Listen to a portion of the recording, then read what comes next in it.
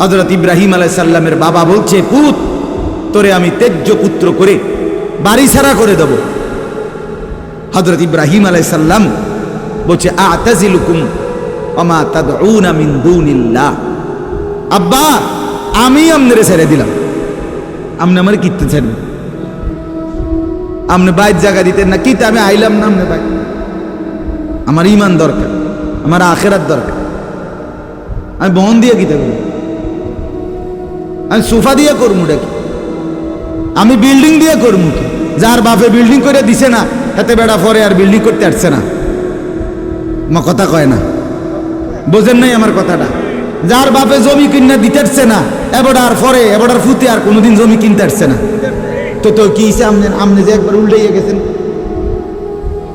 আরে ফুত, আমি যদি কদ্দুর কিছু করে দিয়ে যেতাম না পারি, আমি মরলে তারা খাইবো কেমনে? না তারা চিরা খাইবো। এরপর আপনি 2 বস্তা চিরা কিনে দিয়ে যাই, আপনি মরলে আর কেউ দুনিয়াত কাম করতো না, আপনি একটা কামিলা মরতে আছেন শেষ। এটা ধোকার কথা না, বলেন না কেন?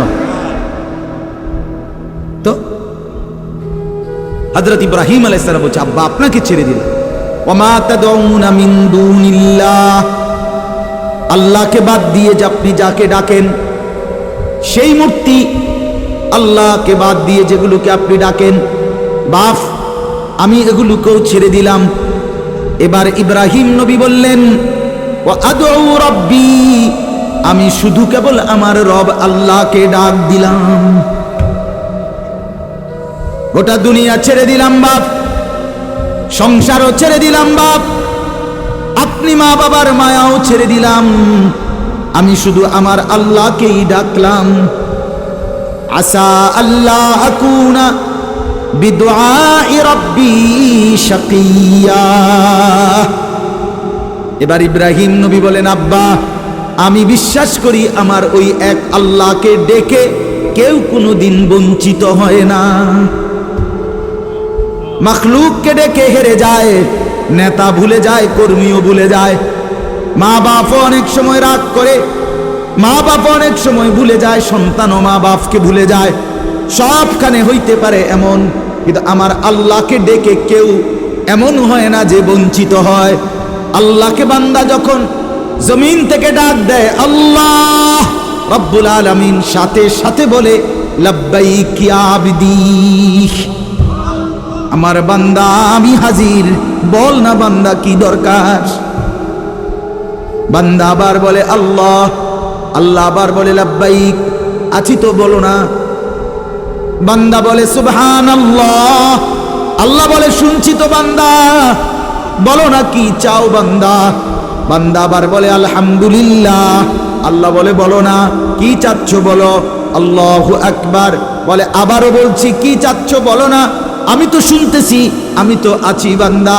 কিন্তু বান্দা যখন শুধু আল্লাহকে ডাকতে থাকে, জিকির করতে থাকে, তাসবিহ পড়তে থাকে, মনের কষ্ট দুঃখ বেদনা চাওয়া পাওয়া কিছুই বলে না, শুধু জিকির করে, শুধু জিকির করে, শুধু আল্লাহকে ডাকে, আল্লাহকে ডাকে, শেষ পর্যন্ত আল্লাহ খুশি হয়ে বলে, বান্দা তুই যেহেতু আমাকে ডেকে মজা পাইছো, ঠিক আছে বান্দা তুমি আমাকে ডাকতে থাকো, আমি আল্লাহ তোমাকে দিতে থাকি। কি লাগবে আমি তো জানি, তোর বিবি অসুস্থ আমি কি জানি না, তোর ছেলে বিদেশে অসুবিধায় আছে আমি কি জানি না, কথা বলেন, তোর যে শরীরে সমস্যা আমি কি এটা জানি না, আমি তো সব জানি, কোথায় তোর কোন মুসিবত। আল্লাহর আড়ালে কি কিছু হয়, আল্লাহর গোপনে কি কিছু হয়, তাই আল্লাহর ইচ্ছা ছাড়া কি কিছু হয়। এজন্য মোবাইলের কথা বলতে গিয়ে এতগুলোর কথা লম্বা বললাম। ছেলেদেরকে বললাম, বাবা অনেক ছেলে বসছে, মাশাআল্লাহ, আল্লাহ খুব বরকত দান। আজকে মুসলমানের যুবক তোমাদের ফেরার অপেক্ষায় ইসলাম।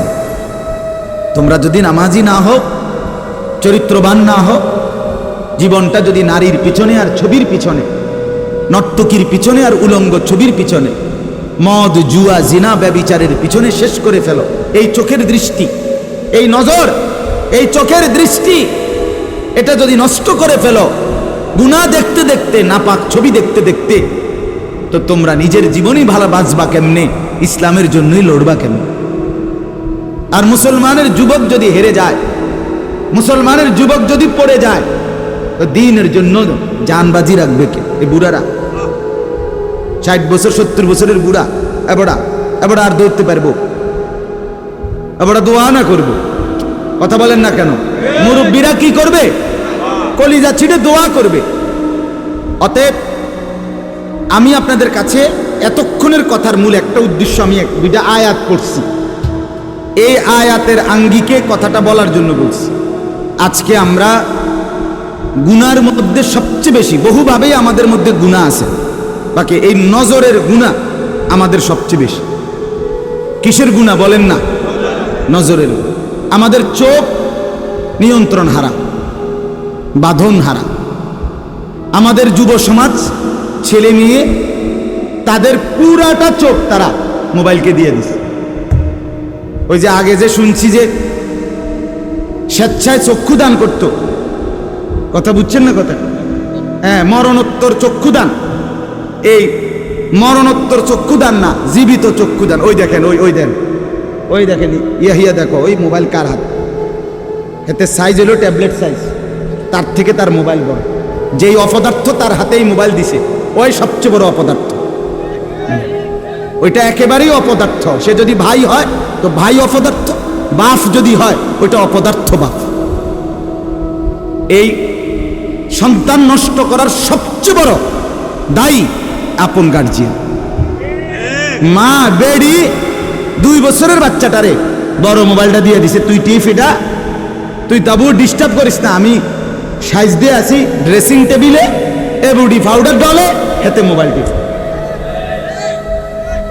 কথা বুঝেন নাই? ও বেডি হিন্দি সিরিয়াল দেখে টেলিভিশনে, হ্যাঁ, হিন্দি সিরিয়াল দেখে, ইন্ডিয়ান সিরিয়াল দেখে, কি দেখে? মনোযোগ দিয়ে দেখে। হিন্দি সিরিয়ালের সবগুলোর মূল বৈশিষ্ট্য হলো স্বামী স্ত্রীর ঝগড়া, শাশুড়ির থেকে জামাইরে কেমনে আলাদা করতে হবে, দেবর ননদের কেমনে স্বামীর থেকে বিচ্ছিন্ন করতে হবে, মানে সংসার কিভাবে তছনছ করবে। এটা হলো ওই বেঈমানদের সবচেয়ে বড় ষড়যন্ত্র। সবগুলোর বৈশিষ্ট্য এটা। মহিলারা এইটা দেখা বিবাহের পরে 6 মাসও একসাথে আর থাকতে চায় না। 6 মাসও না। বেডির সিদ্ধান্ত, মরিয়ার বাসি তে বেড়ারে তার বাপ মার থেকে আলাদা করুন। জীবনের সাধনা এটা। হায় হায়, লানত, অভিশাপ ওই নারীর প্রতি, যে নারী তুমি বেটি তোমার একটু সুখের জন্য স্বামী বেচারাকে আলগা করে লাইলা। তুমি তো কিছুক্ষণের সুখ হয়তো পাইবা, কিন্তু এই স্বামী মা বাবার নাফরমানির কারণে এই ছেলেটা তারে তো চিরদিনের জন্য জাহান্নামী বানাই দিল। মা বাপ যদি কষ্ট পায়, আহাজারি করে, মা বাপের কলিজার মধ্যে যদি ব্যথা লাগে, তো এই সন্তান জাহান্নামী হবে না? বলে। এজন্য আমরা প্রত্যেকেই এই কথাটা বলতেছিলাম, আজকে আমাদের সবচেয়ে বড় গুনাহ আমাদের ছেলেদের, আমাদের মেয়েদের, আমাদের নারীদের, আমাদের পুরুষদের, আমাদের জওয়ান, আমাদের বুড়া, আমাদের যুবতী, আমাদের বৃদ্ধা, সবার একটাই বড় রোগ। আমরা চোখ অনিয়ন্ত্রিত। বুড়া মানুষও টেলিভিশন চায়, বুড়া চাচা বাঁকা হয়ে গেছে, কাশে বেরামে ধরে গেছে, কিন্তু এবার টেলিভিশন সাউন্ড, বেডির সাউন্ড, চা দোকানে নাচ গান দেখার অভ্যাস ছোটে নাই। এমন অভ্যাস আছে কিনা বলেন না? যার নাই হেবটা রাগ না হইলে ভালো। আর যে বেটা রাগ হইলে, আপনার এই অভ্যাস থাকলে, আপনার রাগ হইলেই কি আর আসলেই কি। অতএব নজর নিয়ন্ত্রণ করা চাই, নজর হেফাজত করা চাই, নজর সুন্দর করা চাই। অতএব আমার বাপ, আমি আপনাদের কাছে কোরআনুল কারীমের এই 2টা আয়াতের তরজমা শুনাইতে চাই। এটা পুরুষদের জন্য, নারীদের জন্য, উভয়টা।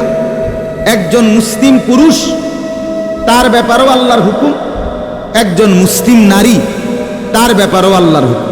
উভয়কে আল্লাহ তাআলা বলছে চরিত্রের হেফাজতের জন্য, সবচেয়ে প্রথম শর্ত, এক নাম্বার দৃষ্টি হেফাজত।